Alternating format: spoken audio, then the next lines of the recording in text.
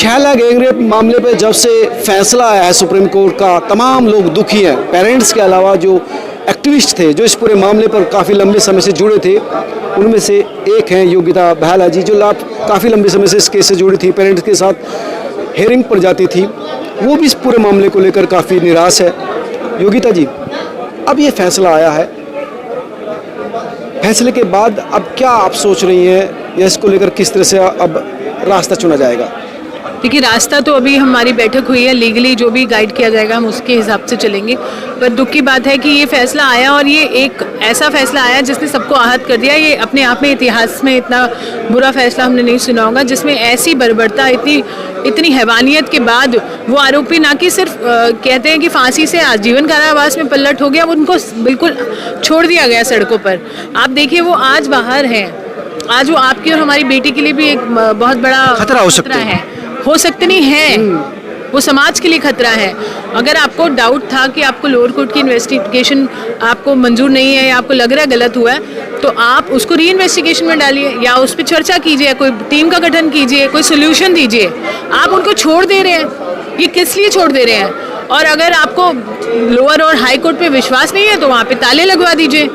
हम क्यों पैसे दें अपने सैलरी से और टैक्स पेयर के पैसे से जो ये अदालतें चल रही हैं, उनको ताला लगा लीजिए। सिर्फ सुप्रीम कोर्ट जो चाहे वही होगा। ऐसा जैसे तथ्य बताए जा रहे हैं, जैसे जजमेंट में लिखा है कि जो सबूत है, जो तथ्य है, उसमें कमी रहेगी। डीएनए जांच की बात करें, जो शिनाख्त परेड की बात करें, उन तमाम चीज़ों को लेकर जो ग्राउंड पैदा किया गया है, कहीं ना कहीं वो सबूतों के ऊपर सवाल उठाया जा रहा है।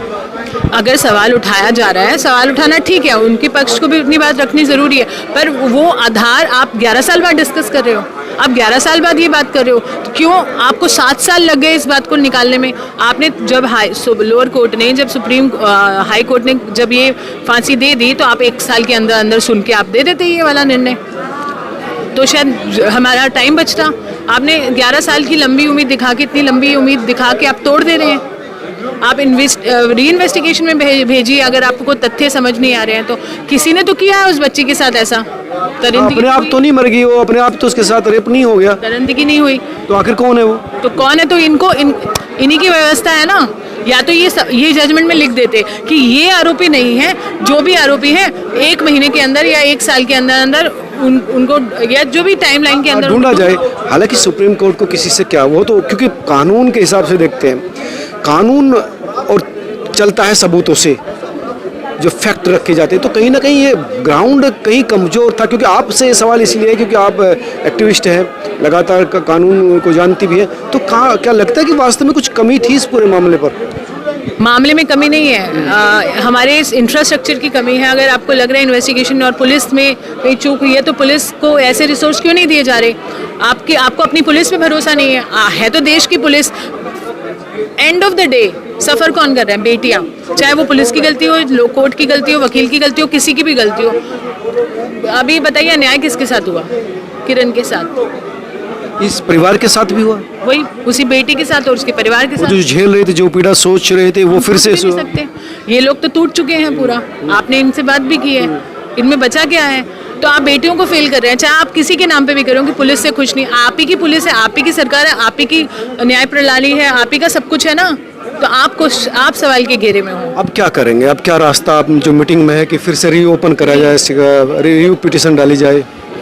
रिव्यू में जा रहे हैं, मैं सब समाज के साथ हूँ। जैसा वो उन्होंने कमेटी का गठन किया, मैं उसमें हूँ, और मैं पूरा दिल और जान लगा के इसमें काम करूँगी। पहले भी किया है, बहुत नाम। लेकिन सबूतों को कैसे लाएगी? मतलब ठीक है, आप वो तथ्य रखेंगे, फाइट करेंगे वो सारी, लेकिन सबूतों को फिर से इतना पुख्ता कि अभी लीगली तो टेक्निकली मैं भी नहीं बता सकती हूँ, क्योंकि हमने पढ़ा, हमें एक्सपर्ट्स के साथ बैठना पड़ेगा, हमें उसके बाद ही मैं कुछ बोल पाऊँगी। लेकिन लड़ाई जारी रहेगी। लड़ाई जारी रहेगी। तो ये थी योगिता, जो लगातार लंबे समय से इस केस से जुड़ी हुई थी, संघर्ष कर रही थी, लेकिन अब भी फैसले के बाद भी इनके हौसले पस्त नहीं हुए।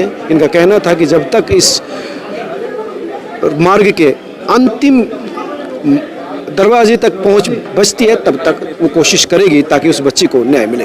कैमरा से गुलशन शर्मा के साथ मनोज शर्मा।